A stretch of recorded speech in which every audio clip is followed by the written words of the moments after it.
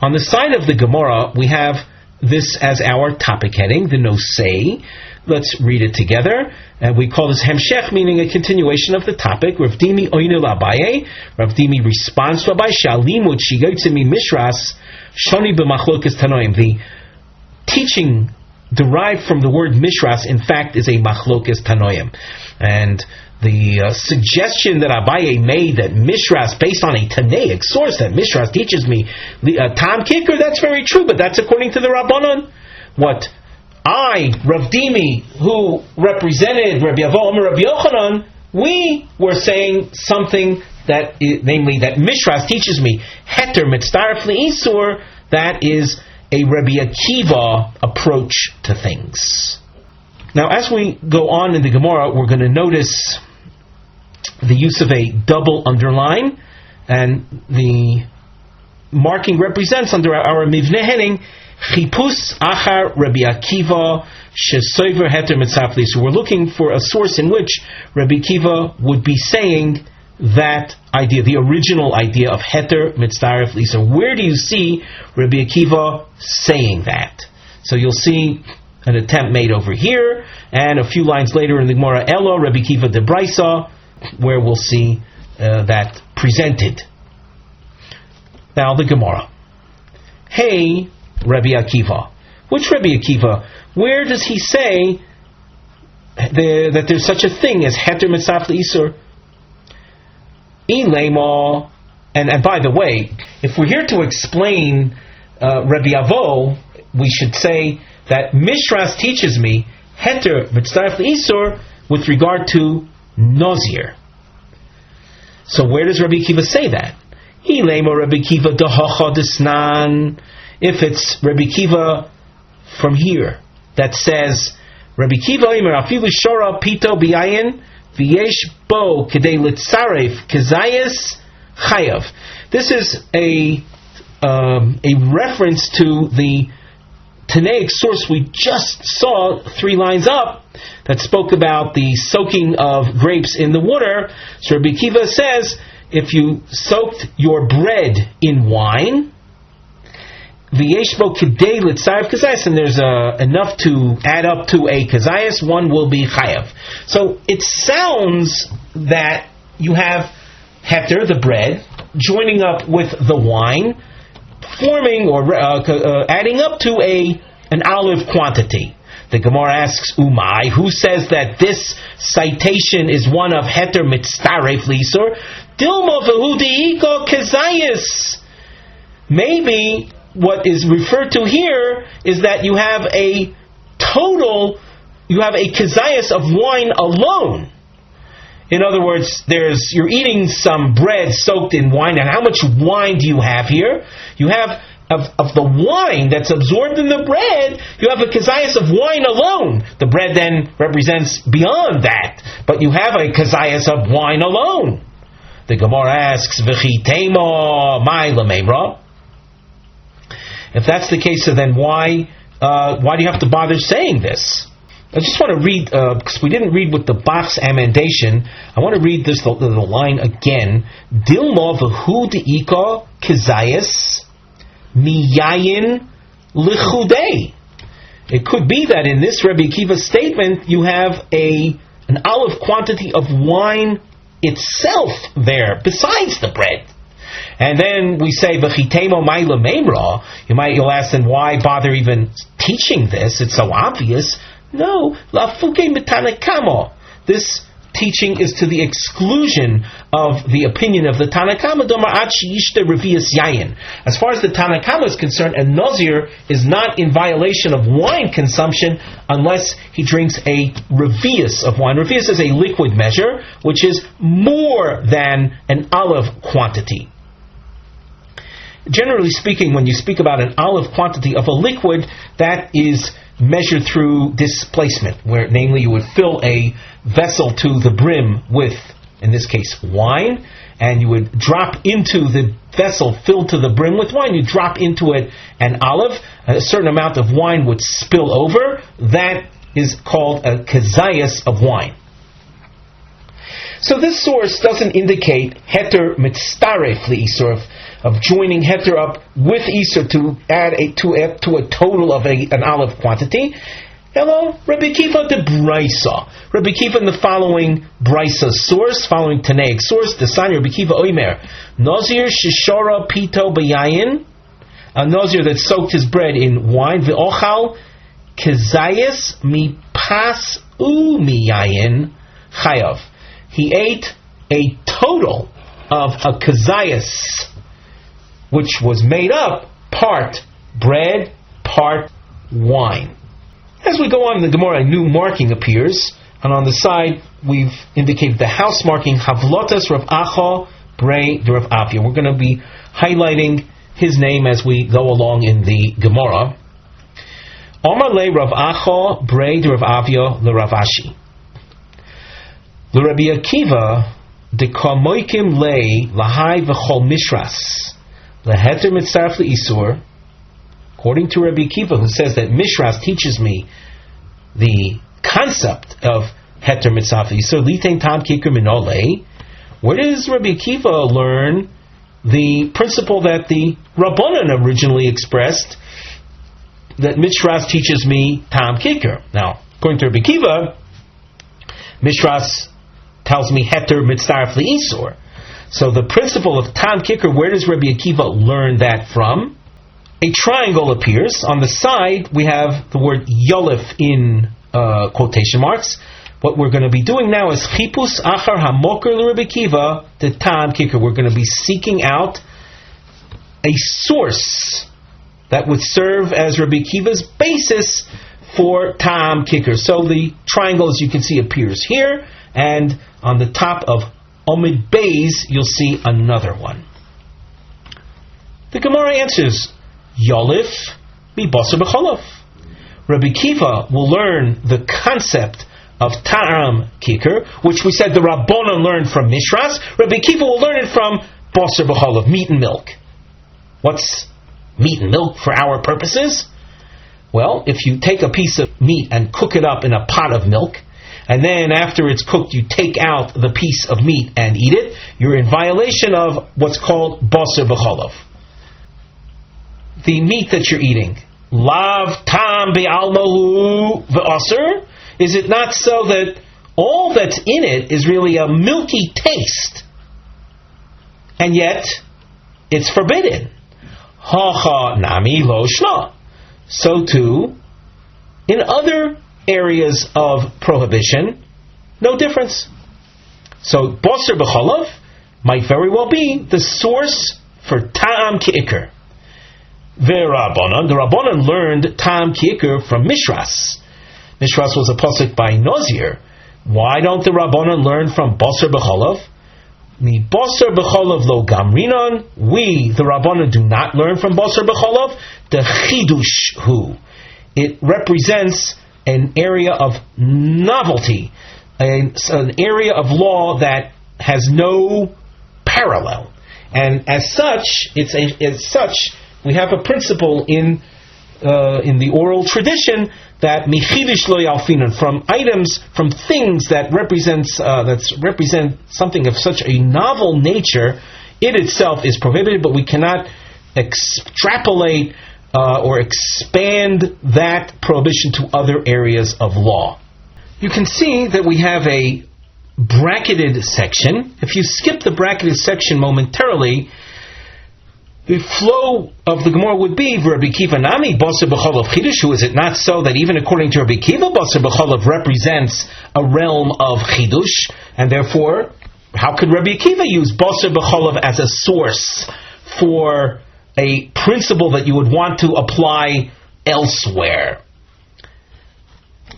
Within the brackets, the Gemara analyzes, what do you mean that basar b'cholav is an area of chidush, an area of novelty? Within the brackets, you can see the use of a double underline, and on the side we've noted these are shlavim, stages, lahavin, ma'u chidush sheyesh b'basar b'cholav. What in fact is that novel point that you find by basar b'cholav? So now the Gemara. My chidushay, we're reading within the brackets. What do you mean by basar b'cholav being novel? Ilemo dahai lichudei v'hai lichudei shori ubahadi hadodi oser, that each one, the meat, lichudei by itself, the milk, lichudei by itself, each item by itself, one is allowed to consume. And only when they're mixed together, only when they're cooked together, do you create prohibition. Well, that's not something that's unique to basar b'cholav. Kilayim nami, hai lichudei shori v'hai lichudei shori ubahadi hadodi oser. Kilayim, vines, grapevines, by themselves are fine. Wheat, growing in a wheat field, by itself is fine. But when you grow them together, you create prohibition. So this idea of two items being allowed separately but together prohibited is not something unique to basar b'cholav. So it's not on those grounds that we can call basar b'cholav a chidush. Elo, I'll tell you what the uniqueness of basar b'cholav is. The itoru le kula yoima b'chova shori umevashel le b'shuli ozer. Take a piece of meat and soak it all day in milk. On a strictly Torah level, we're not talking about what our common practice is with regard to this area, but on a strictly Torah level, there is nothing wrong with eating that meat. You can rest assured there's going to be a milk taste in that meat, but that is not a problem. The problem, the prohibition, is only if they're cooked together. So this idea of creating prohibition, but only through cooking, that makes basar b'cholav a unique, novel area of law from which we cannot expand to all areas. And yet, Rabbi Kiva says that from some area of law, we're going to learn the principle of ta'am ki'ikr. So the Gemara says, for Rabbi Kiva, nami basar b'cholav chidushu, is it not so that basar b'cholav represents a unique area of law, so it can't serve as a precedent? Ela yolif, we continue at the top of Omid Beis. Yolif migi'ulei oivdei koichavim. He learns from the law called by the Gemara gi'ulei oivdei koichavim, but let's say it in practical terms, if one acquires a pot that was used by idol worshippers, by Gentiles, to cook up their food. So non-Jews, Gentiles, will cook up pork in their pots. When a Jew gets a pot from a Gentile, we learn from the parsha in the Torah called Klei Midyan, as a result of a battle between the Jewish people and the Midianites, and the spoils of war that they took included pots used by the Midianites, who for our purposes represent Gentiles. The Torah says that you cannot use those pots directly after taking them from the Gentiles, but they have to go through a process whereby the taste absorbed in the pot walls is expunged. Oftentimes the term hag'olah is used, where we expunge the absorbed taste. Now, if you wouldn't go through that process, we call it the koshering process, or the koshering process. If you wouldn't go through that, and you would take we'll say the pot used by Gentiles, and you directly cook up in the pot potatoes, those potatoes will be prohibited. Well, what's wrong with the potatoes? What do they have in them? The answer to that is they have the pork taste that was released from the pot walls into the potatoes that you just cooked up. So as the Gemara says, the principle of Tam Ki'ikr, as far as Rabbi Kiva is concerned, will be learned from Gi'ulei Oivdei Kechavim. The Amar Rachmana, the Torah says in the source that we made reference to by the Klei Midyan, Kol Davar Asher Yavo Bo'esh. That's a pasuk indicating things that were used over the fire. They have to be kashered through the fire. We didn't explain how the koshering process works, but that's not important for right now. There's the concept of boiling out the pot, or immersing it in boiling water, or depending on how the pot was used, if it was used directly over the fire without water, you would expose it to fire. The main point for us is you're expunging the prohibited taste in the walls of that particular utensil. L'meimra, this pasuk indicates the asiri means forbidden, gi'ulei oivdei kechavim, the taste that's absorbed in the cooking utensils of the non-Jews. Now, how can we describe that? Lav taimo be'almahu, is it not that we're dealing with mere taste? We're not talking about you're eating pieces of pork. You're dealing with the pork taste, the forbidden foods, forbidden foods meaning forbidden to Jews, that were cooked up in the Gentile pots. That is what's prohibited.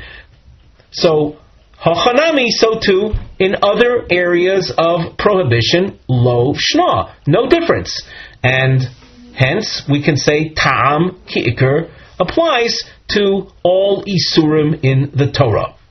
Ula Rabbanan nami tepukle migiule oivdei kechavim. Remember, the Rabbanan learned ta'am ki'ikr from Mishras, as we saw in the Brisa at the upper third of Amud Aleph. Why did the Rabbanan use Mishras as their source for ta'am ki'ikr? Tepuklu migulu oivdei kechavim. Let the Rabbanan learn from this topic, the absorbed taste in Gentile pots that is forbidden until you kasher it.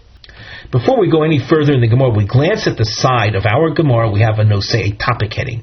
What we are seeing is a machloikes, a disagreement. Im nitan lilmoi tam kikr migili nochrim.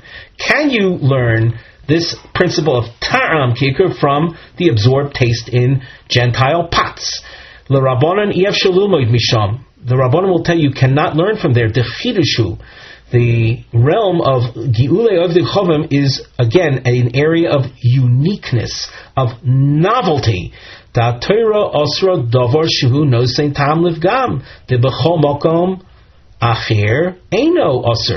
you have a situation where you have a negative taste being prohibited by the Torah, which is not prohibited in all other areas. If you, let us say, have a piece of pork meat whose taste has gone bad, it's gone sour or rancid, it is not prohibited on a Torah level. And yet, the absorbed taste in pots is a ta'am livgam. It's not a pleasant taste.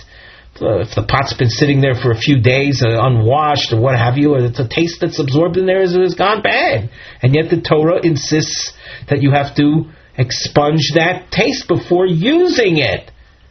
So the Torah is prohibiting, in the case of the pots, something that in other areas of halacha would not be prohibited.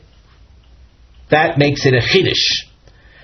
L'Rabbi Akiva, ein bo chiddush. According to Rabbi Akiva, the parsha in the Torah that we've referred to as Gi'ulei Ovdei Kechavim, the Klei Midyon parsha, is not a chiddush. It's not something, a departure from other areas. Ta Torah Osra Kedera Bas Yoima. When the Torah is prohibiting those pots, it's prohibiting a pot used that very day that you got from the Gentile. She'ein ba l'daita Rabbi Akiva mishum tam levgam. According to Rabbi Akiva, freshly used Gentile pot, the taste that it has absorbed hasn't gone bad. So it's not a chiddush. It's a normal taste. It just so happens to be a forbidden taste from an original forbidden item.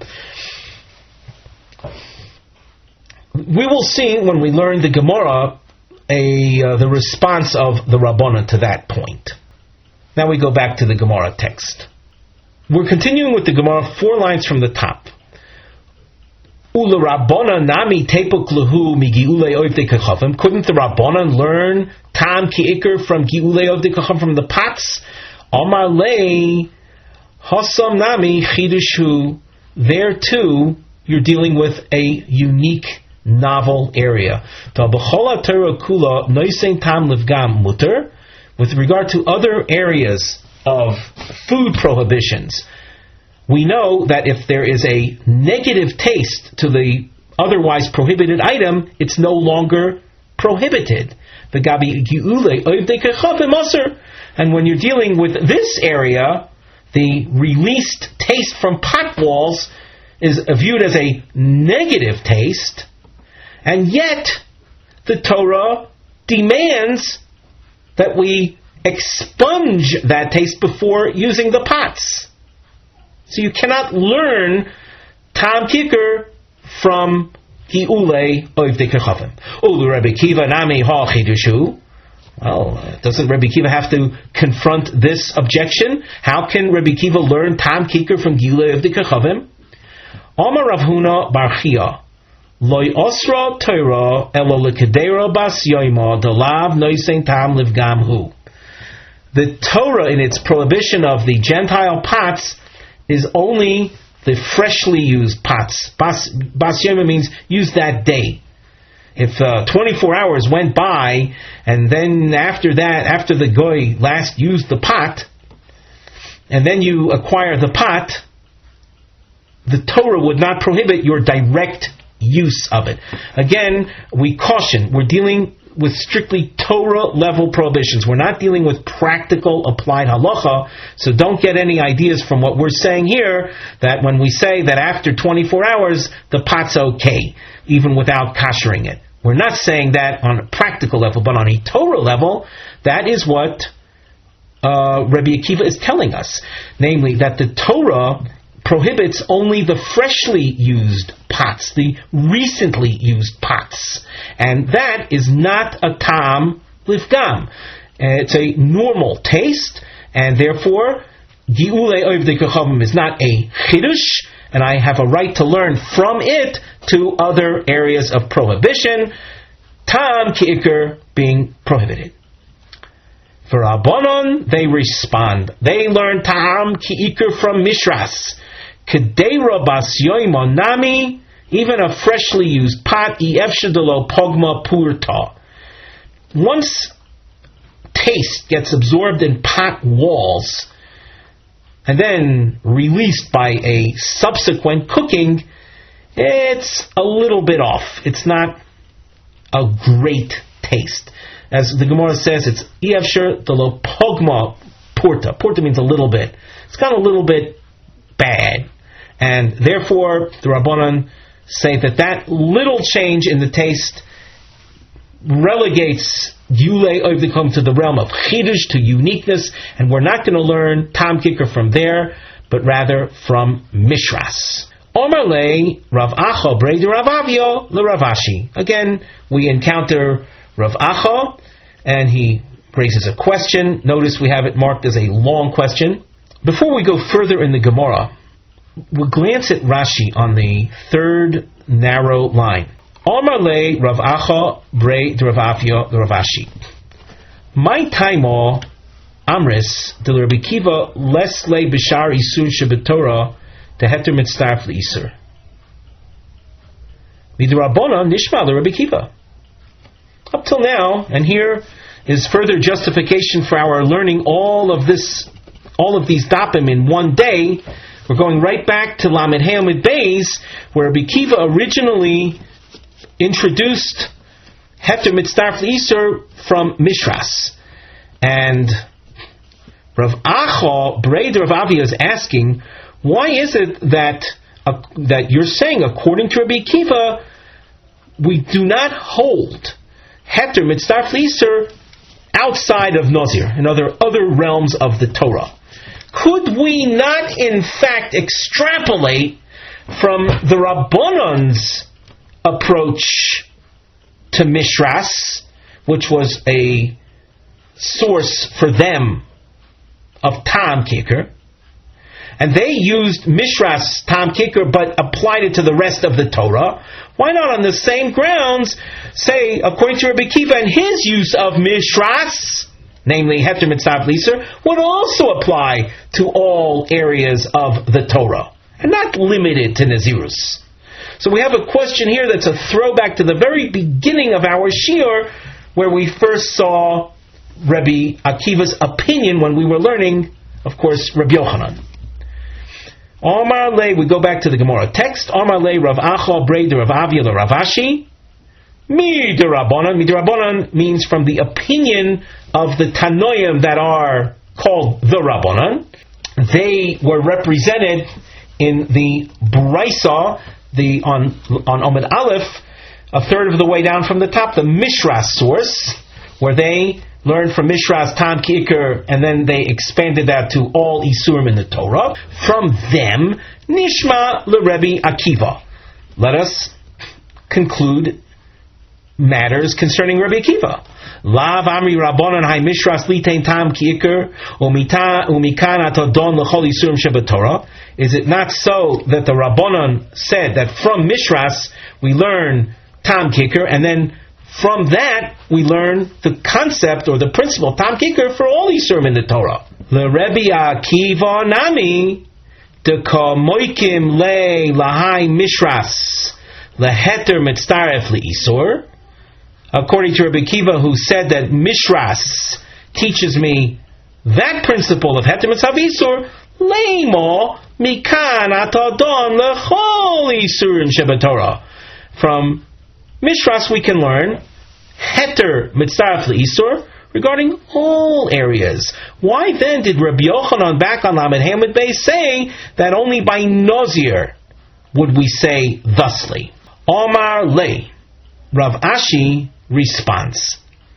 You want to know why Rabbi Akiva limits Heter Mitzaref LeIsur to the realm of nazir and not expand it to the rest of the Torah? Well, Mishum Dahave Nazir v'chatos Shnei Ksuvim Boim Ke'echod v'chol Shnei Ksuvim Boim Ke'echod Ein Melamdin. There's a new principle, namely new, we haven't seen it today, and that is Shnei Ksuvim Boim Ke'echod. That means where you have two psukim or two areas of the Torah that come to teach me the same principle. In other words, instead of what usually happens, where a principle is taught through one example, and we say the principle you find there, and we can apply it across the boards. Where you have one principle but repeated, so to speak, it's taught in two separate areas. Why does the Torah do that? If it's trying to communicate an idea from that we should apply across the boards, why overkill? Why not teach it just once and I'll extrapolate? From the fact that the Torah teaches something twice in two separate areas, that tells me that whatever principle it is, it's limited to those two areas, and you cannot expand it, extend it to other areas. So when it comes to Heter Mitzaref LeIsur, the reason Rabbi Akiva doesn't apply it other than to Nazir is because this idea of Heter Mitzaref LeIsur is found by Nazir, and is found, in fact, by one other area. And the Gemara refers to it as Chatos. The Gemara will explain that momentarily. Nazir Hadamoran, the concept of Heter Mitzaref LeIsur, we've already said, is learned, according to Rabbi Akiva, from Mishras. So fine, the Torah states it by Nazir. Chatos, Mahi, the other realm. Chatos, what are you referring to? The Sanya. The Pasuk says, Kol Yiga B'V'Sora Yikdash. Literally, anything that comes into contact with its flesh, you shall declare as sanctified. We're referring right now to a korban chatos, a sin offering sacrifice. Yochol afilu shelo bola. Let's say something touched the chatos meat, but it didn't absorb anything. Would that second item be called yikdash, meaning that it will be treated with the sanctity of the original chatos, Talmud lomar bivasara. The pasuk used that word. Bivasara means absorbed into it. Ad sheyivla bivasara. The item referred to in the pasuk that would touch the chatos, it would have to absorb from the chatos. Yikdosh liyos kamo. The word yikdosh indicates that the second item will be like it, like the chatos. Shim psula he yifsal. If the chatos meat was puzzle, let us say it sat around beyond its time limitation of a day and a night. So if you were to cook then some other meat with that chatos, it too would become puzzle, unfit. V'im ksheira toichal kechomur sheba. If the chatos is kosher, and let us say you cooked some shlomim meat with the chatos. Without getting into too many details, let us simply say that the chatos has a 1-day time limitation and a shlomim korban has a 2-day time limitation. If you were to take some shlomim meat and have it cooked with the chatos, and the shlomim would absorb the chatos taste. Now we have to say actually not just taste, we want to emphasize, as the Tosfos does, that the shlomim actually absorbed some say fats from the chatos. That shlomim would then also become limited to 1 day for eating, not its original lenient 2 days. We have a little starred note that you can see in the Tosfos. Across from here, a couple lines down, Hare Goli Rachmona Bechatos, we have the Torah revealing by the Chatos the Heter Mitztaref L'Isur, that Heter joins up with Isur. Demilo Askinon, are we not talking about the following scenario? De Nivla Chatzi Zayas Shumon Beso Chatzi Zayas de Shlomim, that a half olive quantity of chatos fats got absorbed into the half quantity of shlomim material. In other words, you took, after they were, we'll say, cooked together, or were in contact with one another, you took a kezayas of the shlomim, and we're telling you that kezayas of shlomim, you will have only 1 day in which to eat it. Why is that? Because that what you think is a kezayas of shlomim is really a half kezayas of shlomim and a half kezayas of chatos. Sharei lahachi itzderich. I need chatos for that scenario. Because as far as Tosfos goes on to say that if the chatos teaching here was only for the purpose of tam ki'ikr, the tam ki'ikr hakvar yalfi migilei de kachavim b'chol isurim. Rabbi Kiva already learned tam ki'ikr from gilei de kachavim and applied that to all other isurim. So chatos wouldn't be necessary for the purpose of teaching me tam ki'ikr. We continue now in the Gemara. What is Rabbi Kiva's response to why Heter Mitztaref L'Isur is so limited? It's because it's taught in 2 separate places. And as by virtue of that, we call that Shnei Ksuva Boim Ke'echad, I cannot extend Heter Mitztaref L'Isur beyond the realm of nazir. True, chatos is also an example of that, but for our purposes, it means that Heter Mitztaref L'Isur does not apply to the rest of the Torah. V'Rabbanan. Now, what is the Gemara asking at this point? So, according to the Rosh, the question is as follows. According to the Rabbanan that learn from Mishras, Ta'am Ki'ikr, and according to the Rabbanan for whom Gi'ulei Ovdei Kechavim couldn't be a source for Tam Ki'ikr because it was a Chiddush. According to the Rabbanan, and we're making this assumption right now, and based on the Rosh's commentary, that Mishras teaches me Tam Ki'ikr, and the Parsha of Chatos also teaches me Tam Ki'ikr. Once again, according to the Rabbanan, Gi'ulei Ovdei Kechavim was not a source for Tam Ki'ikr to begin with.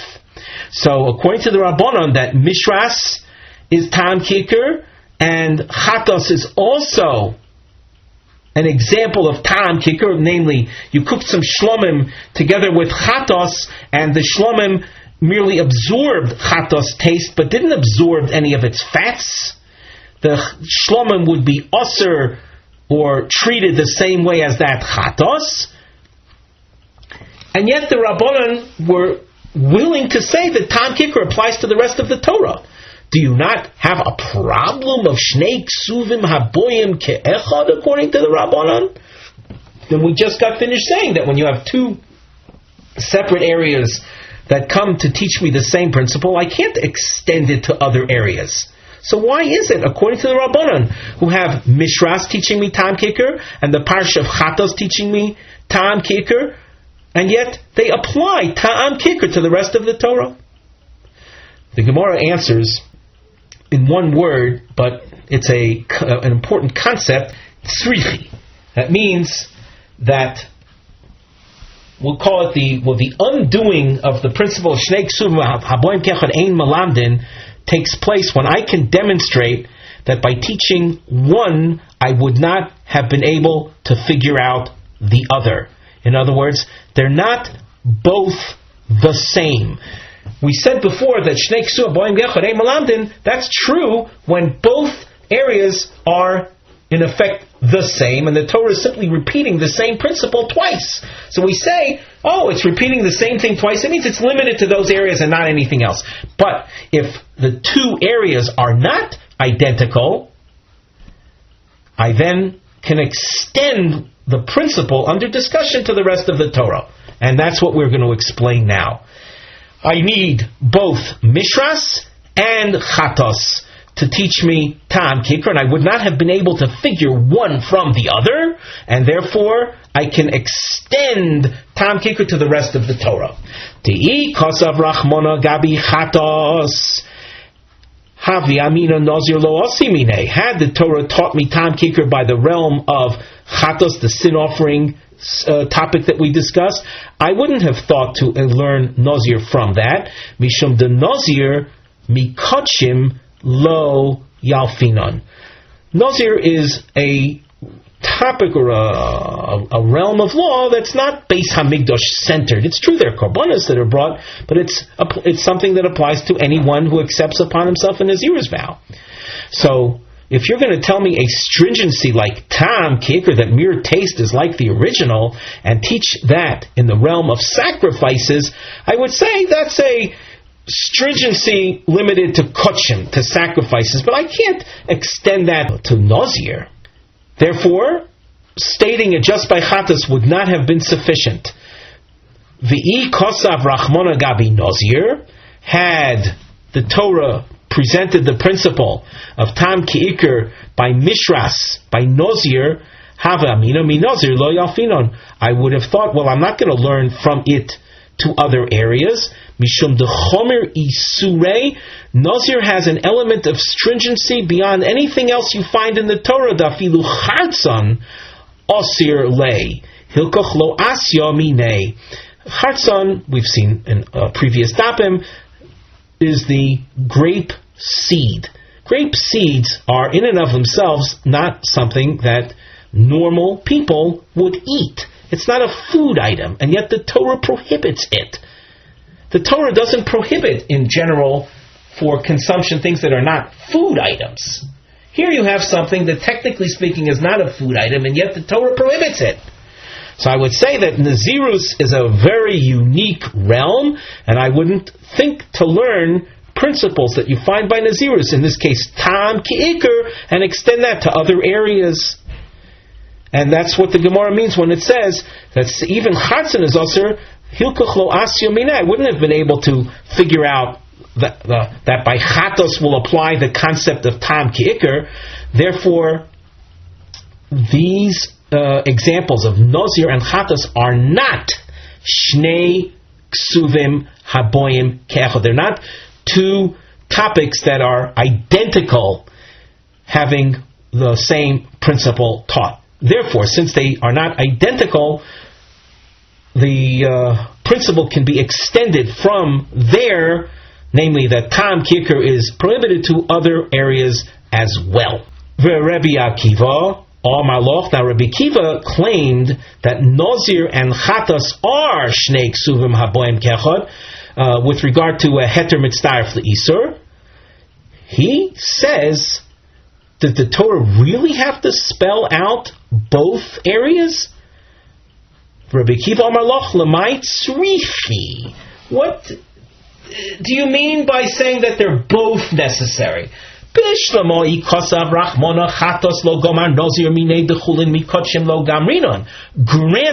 had the Torah taught me the principle of Heter Mitzdaref L'Isur by Chatos, I wouldn't learn from it to Nazir, because Nazir is the realm of Chulin, the common, the mundane. I don't learn the common, the mundane from Kodshim, from the area of Korbonos. So teaching me Heter Mitzdaref L'Isur by Chatos wouldn't have enabled me to see that as a problem by Nazir. Elo lichtov rachmana ben Nazir. Let the Torah write Heter Mitzdaref L'Isur, as it did, word Mishras by Nazir, v'teisi Chatos minei, and allow me to learn Chatos from Nazir. Da kol isurim shebetorah kol gamri mi Nazir. Many other aspects of prohibition in the Torah are learned from Nazir. Nazir serves as a basis for other areas of prohibition. Rashi presents the background for that, but for our purposes, let it be stated, as we see here, that if you were to teach a principle by Nazir, we would have been able to extend that to other areas. Why then, if by Nazir the Torah writes Mishras, which according to Rabbi Kiva means Heter Mitzdaref L'Isur, why was there any necessity to repeat Heter Mitzdaref L'Isur with regard to Chatos? So the fact that it did shows me that it wasn't necessary to state both, and yet it did. That's called Shnei Ksuvim Haboim Ke'echad, and from that Ein Melamdin, and therefore Heter Mitzdaref L'Isur will be limited to the topic of Nazirus. V'Rabbanan Amri Loch, the Rabbanan will tell you Chatos leHeter Mitzdaref L'Isur, v'Chulin Mikodshim Lo Gamrinan. The topic of Chatos really comes to teach me Heter Mitzdaref L'Isur. Now, I want to point out, we have a situation here that requires more explanation than that we are going to be giving you, and we want to apologize for our, let's say, non-further analysis on this particular problem, but the Meforshim deal with issues of Girsos in the Gemara, which we're not going to get into, but this represents a change from what we had mentioned before. The Rabbanon were presented before in the way we explained it, and you can see that explanation in the Rosh, that Chatos was also coming to teach Tam Ki'ikr. At this point, the Rabbanon are presented as saying that Chatos really comes to tell me leHeter Mitzdaref L'Isur. That the Rabbanon have a concept of Heter Mitzdaref L'Isur. Now, will it apply to the rest of the Torah? No.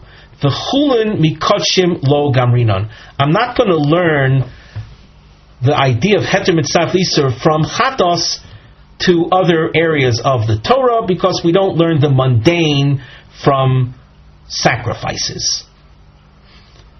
Mishras, according to the Rabbanan, as we saw before, litein tam ki'ikr, you don't have any Shnei Ksuvim Haboim Ke'echad whatsoever. It's stated only by one topic, by Nazir. Mikan atodon l'chol isurin shebetorah. And from Mishras, which the Rabbanan tell me is the source of Tam Kikr, I learn Tam Kikr to the rest of the Torah. Rabbi Kiva, travayu leheter mitzdaref l'isur v'haveluhu shnei ksuvim haboim ke'echad. As far as Rabbi Kiva is concerned, Chatos and Nazir teach me Heter Mitzdaref L'Isur. In other words, not just chatos like the Rabbanan said, but nazir also teaches me heter mitzdarf le'isur, and we have the problem mentioned earlier of shnei ksuva aboyim ke'echad v'chol shnei ksuva aboyim ke'echad ein melamdin. So I will not learn heter mitzdarf le'isur to the rest of the Torah. What's interesting to note is that the Rabbanan and Rabbi Kiva agree that heter mitzdarf le'isur is something that is going to be limited. We're not going to learn that principle to the rest of the Torah. According to the Rabbanan, that's because we don't learn chulin from kachim, and according to Rabbi Kiva, there is agreement with the Rabbanan that chatos is here for heter mitzdarf le'isur. However, in addition to chatos, you also have mishras, according to Rabbi Kiva, and hence we have shnei ksurim boim ke'echad and ein melamdin. Therefore, heter mitzdarf le'isur, according to Rabbi Kiva, is limited to nazir. Not like the Rabbanan had said because of chulin mikotshim lo yalfinon, but based on shnei ksurim echad ein melamdin. But what we've just said in the last minute or two basically is that the machlokus between Rabbi Kiva and the Rabbanan is not a very great machlokus. It basically boils down to sources for the same idea. Omerle Rav Ashi LeRav Kahana Eloho Desanya. Now, actually, before we go on, let's glance at the side. We have a no-say topic heading. Im benozir amrinon the heter mitzdarf le'isur. If this is true, that heter mitzdarf le'isur applies by nazir, lama yesh tzorach lilmoid she'isurei nazir mitzdarfim zeh lozeh. What is the reason that we have to have a special gzeres hakosov, a special Torah teaching, that different elements of isurei nazir, grape peels with, let's say, grape seeds, both are prohibited, that they join with one another to form an olive quantity? Harei pshito, that's obvious.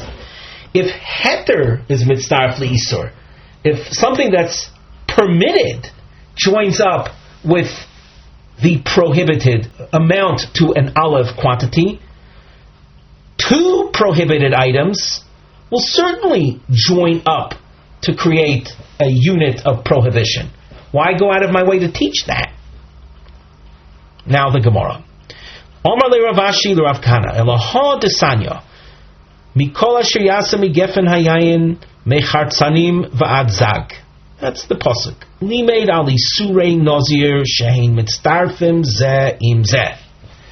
This teaches me that mitzdarfim means joins up. Joins up means to equal a total of one olive quantity of material. The pasuk is telling me that a partial olive quantity of one nazir prohibition joins up with another partial olive quantity of nazir prohibition. We gave the example just before of grape seeds and grape peels that you would, let's say, put together, and you would come out with an olive quantity. They join together, and that's learned from this pasuk. What do I need a pasuk to tell me that? Hashto yesh lomar le Rabbi Akiva heter mitzdaref leisur. If according to Rabbi Akiva, you learn by nazir that permitted material joins up with the prohibited, isur leisur mibaya, two prohibited items, do I need to tell you that they join up? If something permitted joins up with the isur to create prohibition, certainly two prohibited items will join together. Omar leis, Rav Kahana answers, heter leisur bevasachas. That we say let's say the bread soaked in wine, and you have a total olive quantity. That is prohibited, but only if he puts the soaked bread in his mouth. In other words, he puts the heter with the isur in his mouth at the same time. We gave one example, but you can give other examples of heter with isur. You would have to put them in your mouth at the same time in order to be in violation. Isur leisur afilu bozeh achar zeh.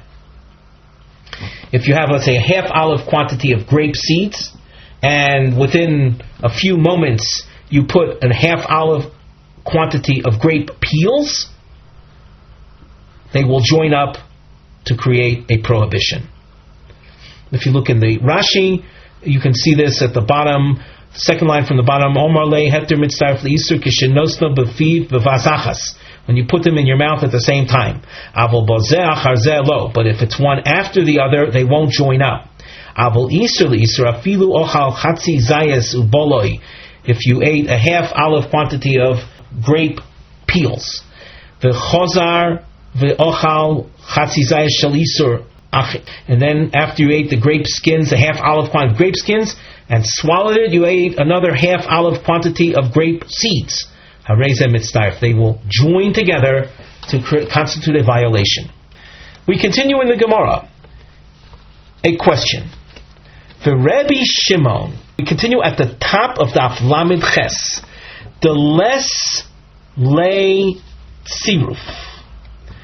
According to Rebbe Shimon, he has a principle that you find in many areas of the Torah, that in order to, let us say, be in violation and warrant receiving lashings, the consumption of even a negligible amount results in violation, resulting in malchus. Mikol asher yaseh my dorish bay, the pasuk that we just saw at the bottom of Lamed Zayin Beis, what does he learn from it? The Rabbanon learned the concept of joining together to create a minimum quantity. But Rabbi Shimon doesn't have this concept of a minimum quantity. And you don't need a minimum quantity. Even a negligible amount constitutes a violation. So what does he learn from that pasuk? Omar loch hahu miboyale. He needs that pasuk to teach me the following: Le'olam eino nazir ad sheyazir mikulan.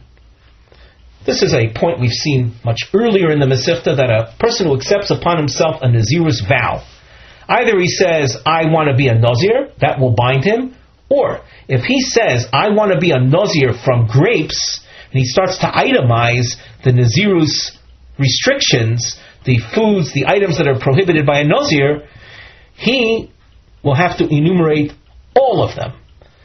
Either you say, in other words, it's like all or nothing. Either you say, I want to be a nazir without itemizing, but once you start itemizing, you will not be bound unless you list all of the prohibited items. And that's what he learns from the pasuk. Omer Rabbi Avo, Omer Rabbi Ozer. Notice this firebox, and we have a note on the side under the Mivneh, Simun Zem Yuad Litzor Kesher Im Rabbi Yehonasan Liel Lamed Hamid Beis. And here we're at the tail end of a long shiur, which began with Rabbi Avo citing Rabbi Yochanan. Here Rabbi Avo cites Rabbi Ozer. And we'll see the comparison and the contrast momentarily. What does Rabbi Ozer say? Kol Revius Shebetorah in Heter Mitzaref Leisur Chutz Mirevius Shebenazir. In all other areas of the Torah where liquids are measured in terms of a revius, we will not say combination of heter with isur to create a revius of prohibition. Again, revius is a liquid measure. Rashi gives examples. Kol revius shebetor, Rashi says on the third narrow line, kagon revius dam, shemetame boil, a revius of blood from the dead, creates death, defilement to the dead in the same chamber or under the same overshadowing. Ein heter mitzaref lisur shein echad mikol hamashkin mitzaref imo le gomroi le revius. If, let us say, you have a partial of a revius, part revius of dam, and the balance in terms of apple juice, it will not constitute a revius of dam. Chutz revius shel nazir v'chulei. And that's what Rabbi Ozer is telling us now in the Gemara, where he says, Chutz revius shebenazir sharei omra Torah mishras. So you see that Rabbi Ozer uses mishras, also limiting to nazirus, the concept of heter mitzaref leisur. The Gemara asks, "My iko bain Rabbi Yochanan the Rebbe Ozer." What's the difference between Rabbi Yochanan, who appeared on Lamed Hamid Beis, and Rebbe Ozer over here? They both cite Mishras, both saying Heter Mitzaref L'Isur, both saying limited to Nazir. What's the difference? Iko binayu. There is a difference. To Rabbi Yochanan, marbi afilu oichlin. Rabbi Yochanan includes even food substances. For Rabbi Ozer, mashkinin midiachrina lo Rabbi Ozer is limited to liquids, but not anything else. The Rashi, across from here there's a star you might see that we've put into the Rashi. Let's read it. The Rabbi Yochanan, marbi leinami oiflim shebenazir. The food items that you find in Nazirus Kagon, Chartzon, Vizag, V'onov, Shemitztarv Dover Achrimon Bekazayas. Let's say you have less than an olive quantity of grape seeds, and you put that onto a cracker. And altogether, the cracker with the grape seeds, you'll have an olive quantity. According to Rabbi Yochanan, that would be a violation for the Nazir. According to Rebbe Ozer, no. There's a note in the Tosfos that Dibra Masla Afilu Oichlin Marbi. We just down a few lines, and this we said in the name of Rabbi Yochanan. Mishum de Mishras. The word Mishras for Rabbi Yochanan, Mashmam Mipas Umiyayin. The word Mishras is something soaked in. That implies a bread is being soaked in the wine. Usvir Rabbi Yochanan duadin kol isurei nazir, and Rabbi Yochanan figures from that to all other areas. Kagon hartzon v'zag. Rabbi Ozer svirulei de mishras mashma dafka yayin vehecha de goli goli. According to Tosfos' explanation, Rabbi Ozer, it seems that he agrees with the idea of soaking of the bread in wine, but only in that case. In other words, the idea of mashkin only, not the combination of two oichlin that Rabbi Yochanan would have been mechayev. I'm not sure that Rashi is learning the same way as the Tosfos is concerning the soaking of the bread in the wine, or does Rabbi Ozer limit it to the combination of two liquids? That needs further analysis. But for our purposes, as you can see, we've been involved with basically one topic since Daf Lamed Hamid Beis until this point. Before we conclude, let us remind you that if you wish to be in touch with us in order to access marked Gemaras, we can be reached at gmarkings@gmail.com. With that, we conclude our shiur for today.